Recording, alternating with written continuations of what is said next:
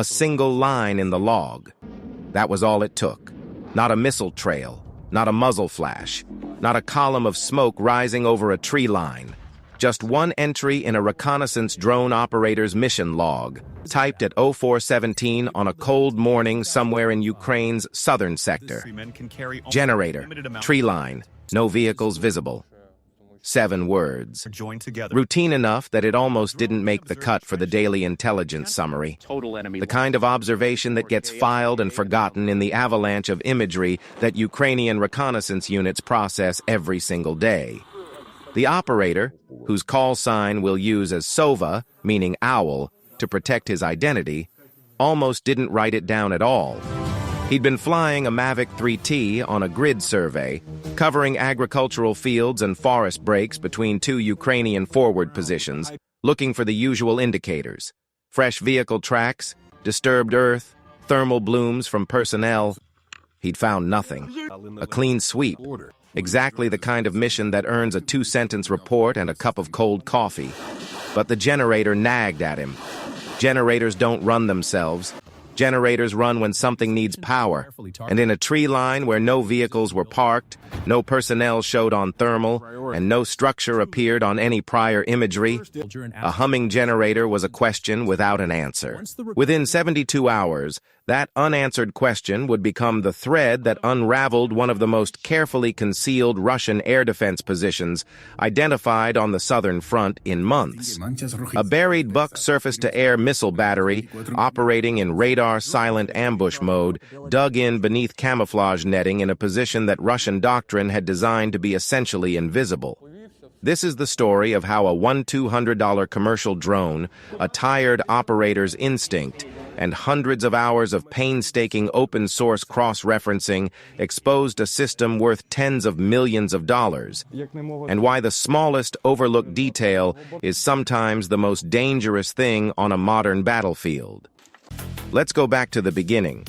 To understand what Sova found, you first need to understand what he was looking for, and more importantly, what he wasn't looking for.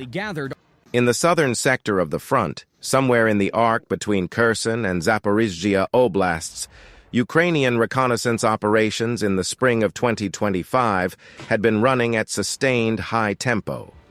The front line in that region had stabilized into a grinding, attritional pattern. Neither side was making dramatic territorial gains, but both sides were playing an intricate, high-stakes game of intelligence and counterintelligence.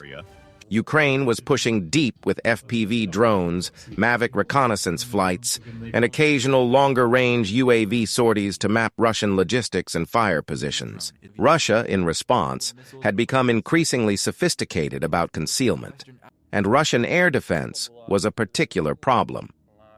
Since the start of the full-scale invasion in February 2022, Russia had deployed multiple layered air defense systems across occupied Ukrainian territory and along the border regions. At the strategic level, S-400 Triumph batteries, each worth approximately $87 million, capable of engaging targets at ranges exceeding 400 kilometers. At the operational level, S-300 variants, aging but still capable, covering medium and high-altitude corridors. And at the tactical level, woven into the forward areas where drone warfare was constant and the sky was never empty.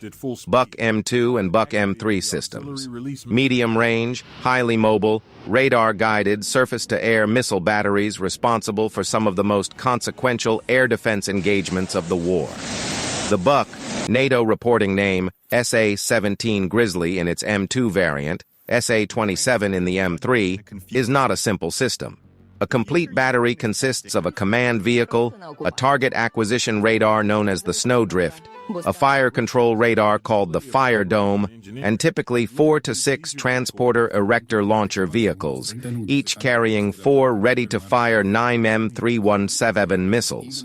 The missiles have a range of approximately 50 kilometers and can engage targets up to 25 kilometers in altitude. A single Buk battery, operating at full capacity with radar active, can track multiple targets simultaneously and engage several at once. That is precisely why Russian forces were so desperate to hide them. The Ukrainians had been hunting Buk batteries with lethal effectiveness. According to open-source tracking by Oryx, Ukrainian forces had destroyed or captured at least 14 confirmed Buk transporter erector launchers and multiple associated vehicles by early 2025.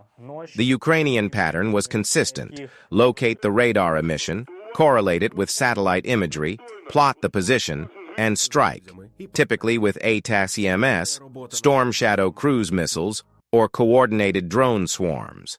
The Russians had learned, painfully, that an active Buk radar was a beacon broadcasting its own position, so they stopped turning the radars on.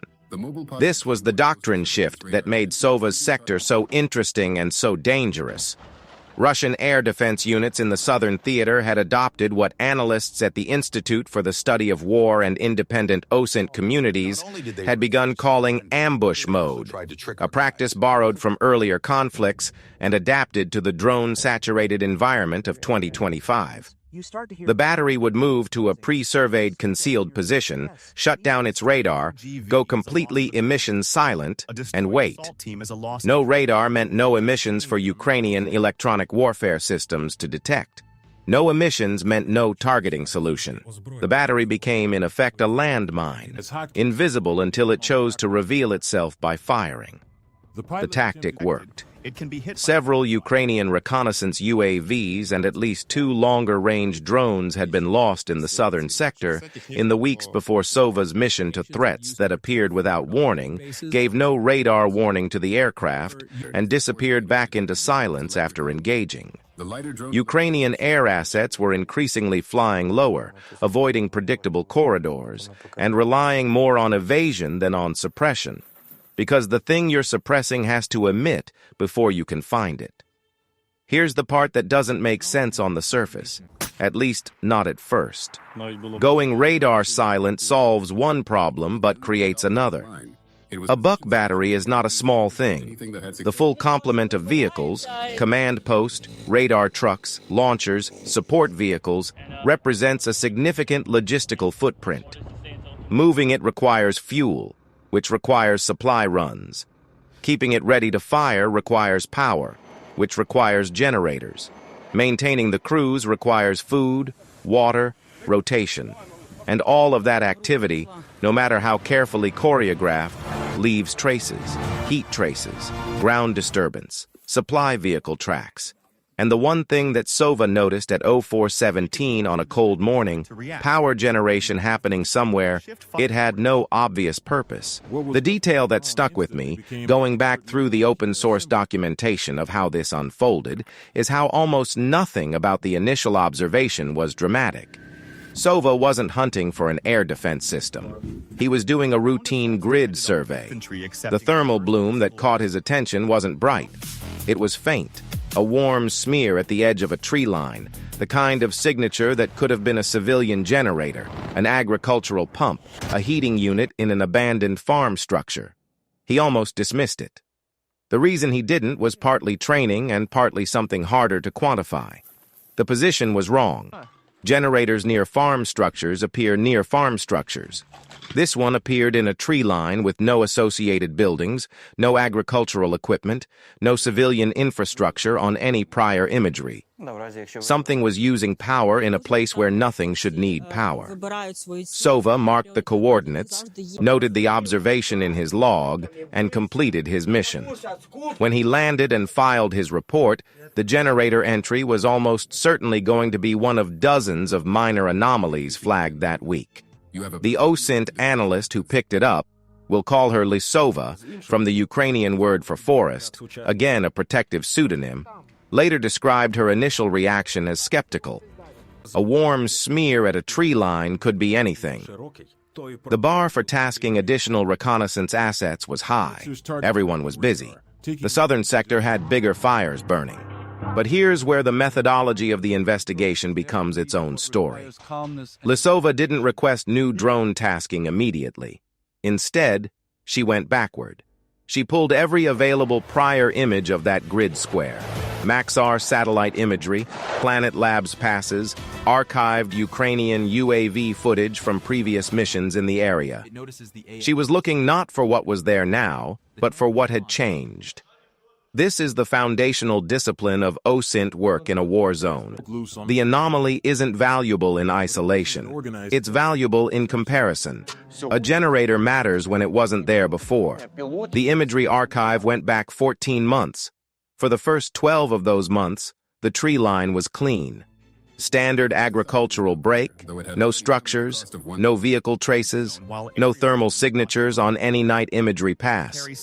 Then, approximately 6 weeks before SOVA's mission, something changed. A single Maxar pass from that period showed what appeared to be minor ground disturbance at the edge of the tree line. Not dramatic, not a construction site, but the kind of subtle texture change that suggests Earth has been moved. Lisova flagged it and kept going. 2 weeks before Sova's flight, a Ukrainian UAV operating in the adjacent grid had briefly captured the tree line on a wide-angle pass. The footage was not targeted at the location and had never been analyzed for it specifically. But when Lisova pulled it and zoomed to the relevant section, she saw something she hadn't expected. What appeared to be a faint rectangular outline beneath the tree canopy, too regular for shadow, too uniform for natural vegetation pattern. The shape suggested something large, flat-roofed, and covered. Camouflage netting over a large vehicle or structure. Now she had a sequence. Ground disturbance 6 weeks ago. Camouflage netting 2 weeks ago. Thermal generator signature, no associated vehicles, 4 days ago. The pattern pointed to a single explanation. A unit had moved something large into that tree line, dug in or earthworked around it, covered it with camouflage netting, and was now operating it in an emissions-silent mode while keeping it powered for readiness. The question of what specifically was under that netting required one more data set: emissions history. Lisova cross-referenced the grid coordinates with records from Ukrainian electronic warfare monitoring in the sector, data that, when declassified in aggregate form, had been partially shared with open-source analysts through official Ukrainian military communications channels. What she found was instructive in its absence. The position had generated 0 radar emissions in the entire period it appeared to be occupied. No snowdrift acquisition radar, no fire dome engagement radar, nothing. Whatever was in that tree line was maintaining complete electromagnetic silence. Radar silent, camouflaged, powered for readiness, mobile capable, operating in a sector where Ukrainian drone losses to undetected air defense threats had spiked. The profile fit a Buk battery in ambush mode with a precision that made Lisova's hands, by her own later account, go cold. But fitting a profile isn't confirmation, and confirmation matters, both for the intelligence value of the target and for what happens next. The analytical challenge was real. Soil disturbance and a thermal generator signature could, in theory, be an artillery command post, a logistics depot, a field hospital, or any number of other things worth knowing about, but not worth the specific tactical response that a confirmed air defense battery would trigger. MICE identifying the target type wasn't just an analytical error, it was a resource allocation error with operational consequences. So the cross-referencing continued. And this is where the investigation hit its first serious obstacle. The sector had been under cloud cover for 4 of the 6 days following Sova's initial observation. Satellite imagery was useless during those windows. The Ukrainian UAV crews available for follow-up tasking were committed to other priority missions. A reported Russian armored concentration 15 kilometers to the northeast was drawing significant reconnaissance attention, and the tree line generator, still technically an unconfirmed anomaly, could not compete for assets against a potential armor push. 3 separate tasking requests for follow-up UAV coverage of the coordinates were queued and then bumped by higher priority requirements. Lisova spent those 4 days working the problem from a different angle. She went into open-source Russian military communications, Telegram channels, voice intercepts published by Ukrainian intelligence aggregators, social media posts from Russian soldiers that had been geolocated by volunteer OSINT communities. She was looking for any indicator that a Buk unit had been operating in or transiting through the southern sector in the relevant time frame. What she found was thin, but not nothing. A Russian mill blog, one of the semi-official telegram channels that serve as an informal information ecosystem for Russian military personnel, had published a post approximately 3 weeks before Sova's mission, complaining, in vague terms, about air defense units being relocated to secondary positions due to enemy drone pressure. The post was not specific about location or unit, and Russian millblog language requires careful interpretation because it mixes genuine operational frustration with deliberate misinformation and propaganda. But the timing and the general framing were consistent with a unit that had been moved from a primary firing position to a concealed secondary one. Additionally, a geolocated photograph posted to a Russian soldier's now-deleted V-Contact account, recovered by Ukrainian volunteer OSINT researchers before deletion, showed what appeared to be a Buk M2 transporter erector launcher being towed along a road in a region consistent with the southern sector, approximately 5 weeks before Sova's observation. The photograph had been posted without apparent awareness of the identifying information it contained. The vegetation and road surface in the background were consistent with the agricultural area surrounding the grid square in question. The vehicle was moving, not stationary, and the direction of travel was consistent with approaching the general area where the anomalies had been flagged. None of this was proof. But the weight of converging indicators, the ground disturbance, the camouflage netting shape, the thermal generator signature, the electromagnetic silence, the mill blog relocation reference, the geolocated vehicle photograph, had shifted the analytical assessment from possible anomaly to probable high-value concealed air defense asset requiring confirmation. On the 5th day, the clouds broke. The follow-up UAV mission was finally approved and tasked. This time it was not a routine grid survey.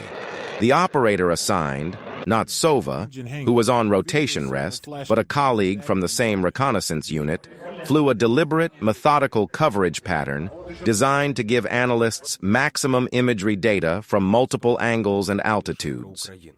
The mission was conducted at pre-dawn, to take maximum advantage of the thermal differential between the concealed equipment and the cooling nighttime ground temperature. The results were unambiguous. Thermal imagery from the pre-dawn pass showed 5 distinct warm signatures beneath the tree-line canopy. Not one generator. 5 heat sources of varying intensity and size, consistent with multiple large vehicles in standby power mode. The largest signatures were elongated rectangles. The shape and thermal profile consistent with the engine compartments of Buk transporter erector launcher vehicles, maintaining internal systems power without running full propulsion engines. Smaller signatures nearby were consistent with a command vehicle and a support generator unit. The camouflage netting, visible in higher resolution optical passes made later in the mission as light improved, covered an area approximately 60 meters by 40 meters, large enough to conceal a standard Buk battery of 4 to 6 launchers, plus associated vehicles with room for earthwork berms that would reduce the radar cross-section and blast signature of the position. The electromagnetic signature remained 0. No radar. No radio communications detected on monitored frequencies.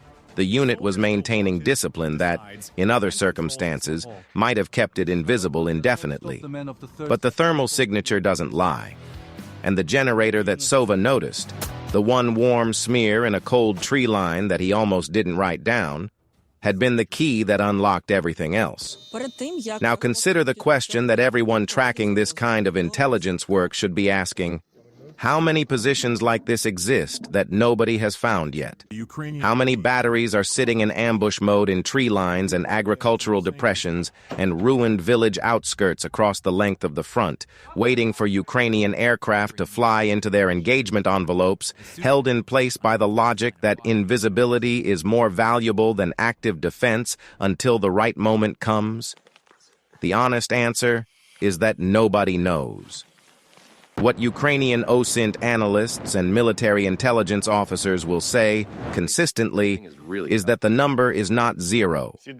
Russia's investment in concealment doctrine has been substantial and, in some sectors, effective.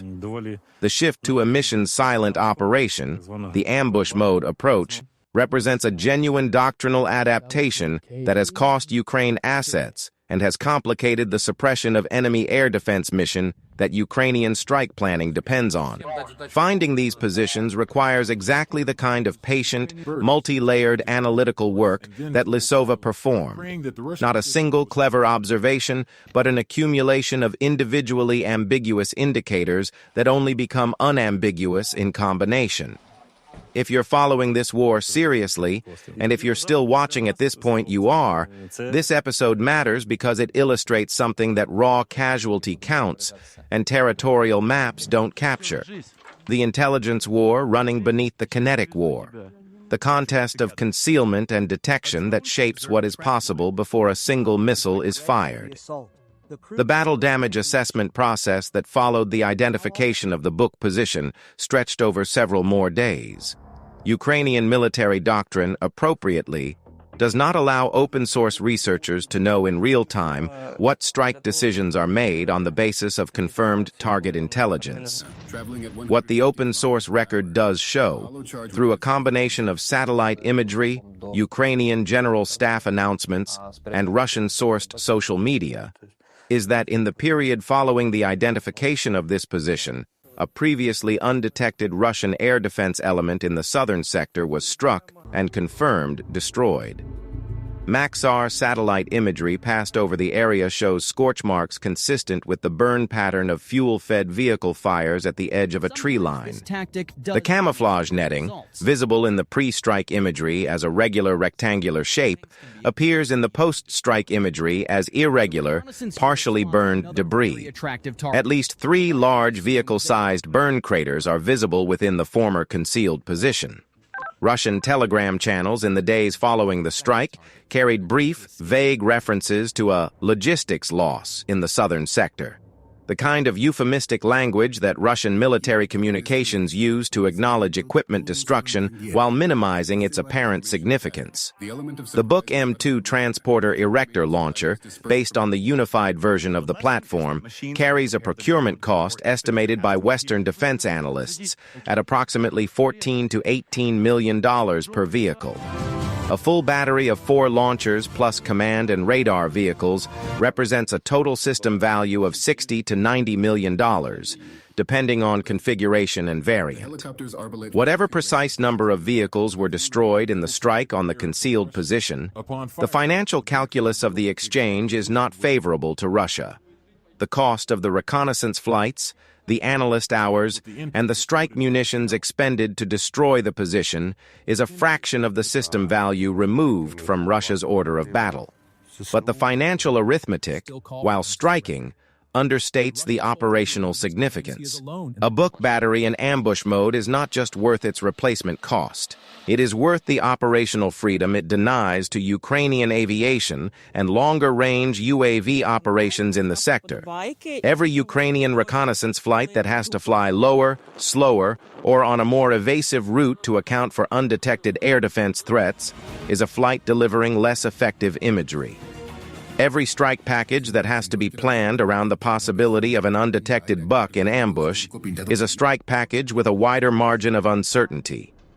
The value of a concealed air defense system is not just its kinetic potential, it is the area denial effect it creates simply by existing.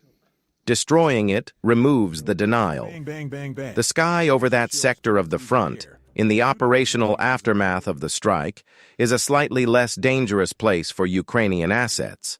That freedom, multiplied across similar detections and strikes, is what shifts the balance of the air domain over a contested front. The Russian military's response to these kinds of losses follows a pattern that intercepted communications and Russian mill blog commentary have made reasonably transparent. First comes denial. Official Russian sources either do not report the loss or attribute it to planned withdrawal or redeployment. Then comes internal blame assignment, with units and commanders pointing fingers at each other for breaches in concealment discipline. Then, eventually, adaptation. New concealment techniques, stricter generator usage protocols, more frequent position changes to reset the intelligence baseline. Sometimes the use of decoy heat sources designed to mimic the signatures of real equipment.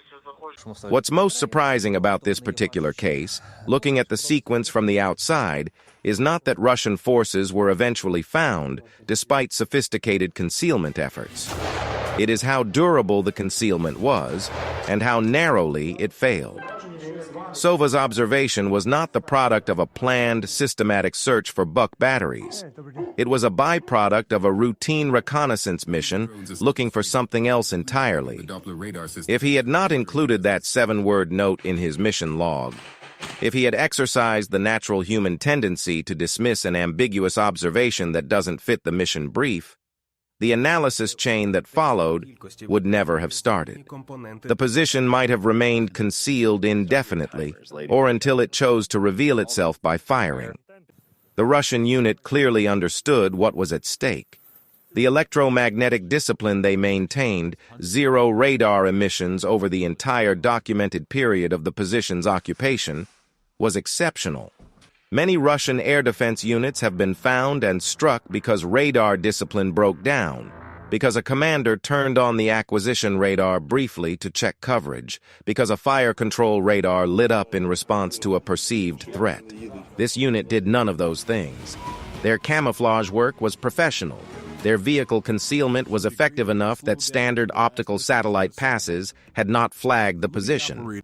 Their supply discipline, managing generator fuel, food, water, and rotation with enough discretion to avoid obvious supply vehicle traces, was better than the average observed in Russian tactical operations. They failed not because of a gross error. They failed because of an unavoidable physics problem. A system that runs on electricity must generate heat, and heat is visible to thermal sensors in ways that discipline and camouflage cannot fully suppress. Here is our take, and it's one that will get some pushback.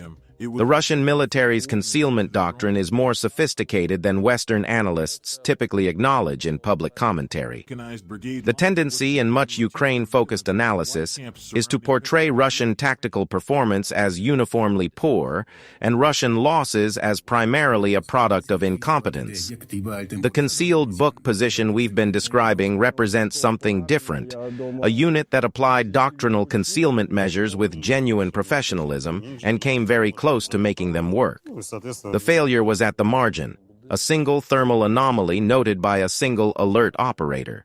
Credit the Ukrainians for their detective work, absolutely. But don't dismiss the competence of the adversary, because underestimating them is exactly how you lose assets you can't afford to lose. The question of how Ukraine systematically approaches this kind of detection problem, not relying on fortunate observations, but building repeatable processes for finding emissions, silent air defense systems, is the real doctrinal story here. What Lisova's analytical process demonstrated, pieced together from the open-source record, is a methodology that has broader application. It is not about finding the thing directly. It is about finding the things the thing requires: power, supply, access, ground preparation. Every high-value military system has dependencies, and every dependency leaves a signature. The skill is learning to read those signatures in the noise of a battlefield saturated with sensor data. This is a question worth sitting with.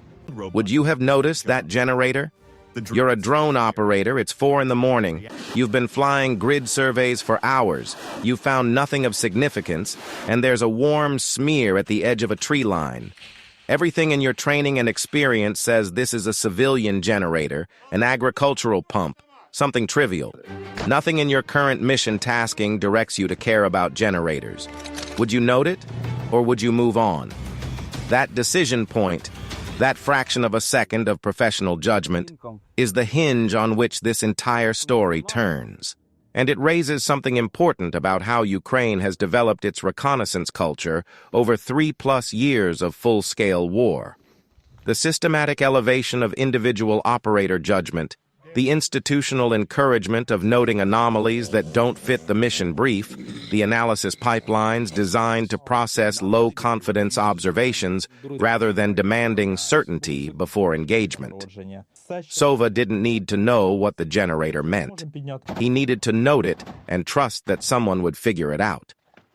The analytical machinery that Lisova represented, the ability to work backward through weeks of archived imagery, correlate it with emissions records and open-source social media, build a convergent case from individually ambiguous data, is not something that appeared fully formed. It developed through the war, refined by hundreds of similar investigations, some successful and some not.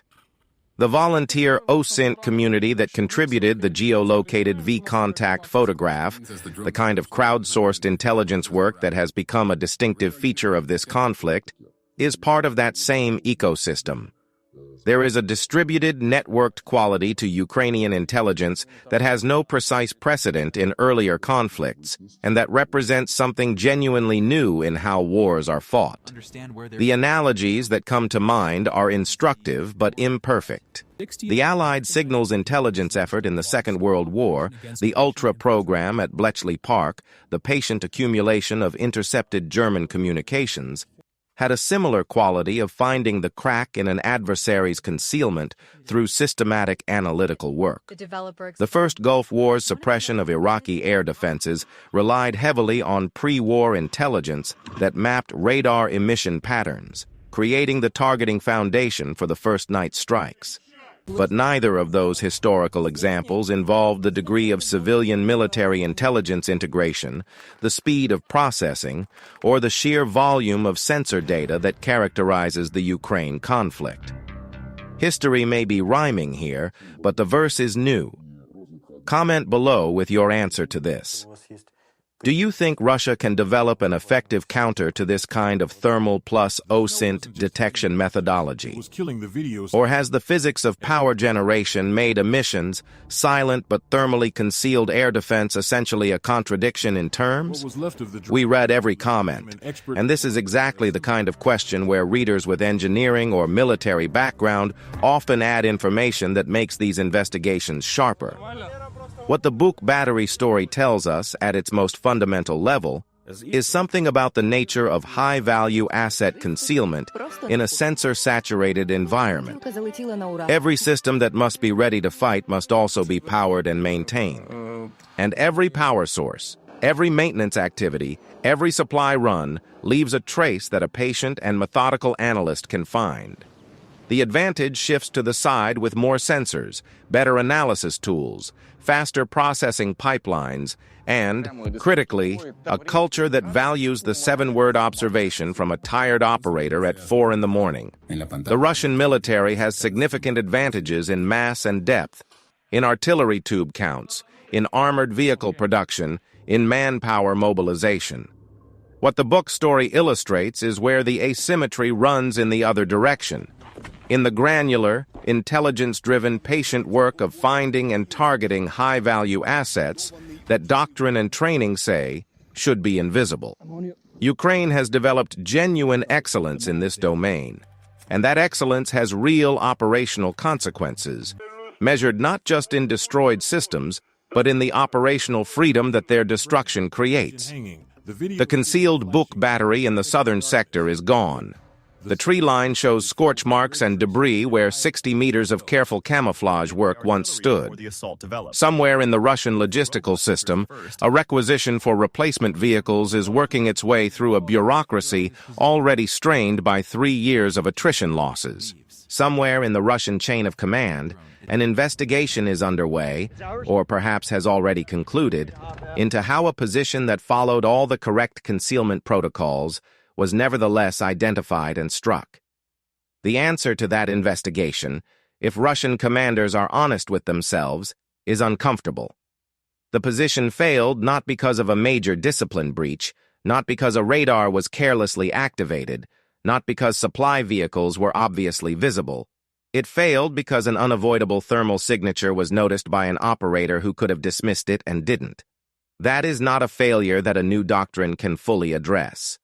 As long as air defense systems require power, and as long as Ukrainian reconnaissance operators are trained and incentivized to notice things that don't belong, the problem will persist. The questions worth leaving you with are these. Could Russia have prevented this? Perhaps, if the battery had run on passive power sources, rotated more frequently, or operated with absolute generator discipline. But each of those adaptations comes with its own cost. Reduced readiness, increased logistical complexity, shorter dwell time. There is no perfect concealment solution for a system that must be powered and ready. How does this change the doctrine for NATO? The lesson is transferable.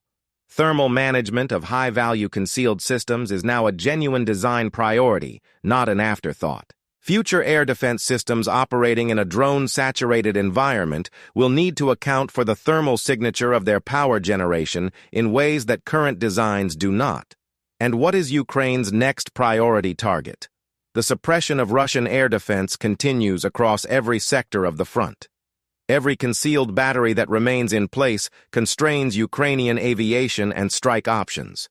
The hunt is not over. It has simply become more sophisticated on both sides. Subscribe to Frontline Truth for weekly OSINT investigations like this one. We track the Russia-Ukraine war through satellite imagery, intercepted communications, and open-source analysis, the unglamorous, patient work of finding what the other side is trying to hide. New episodes every week.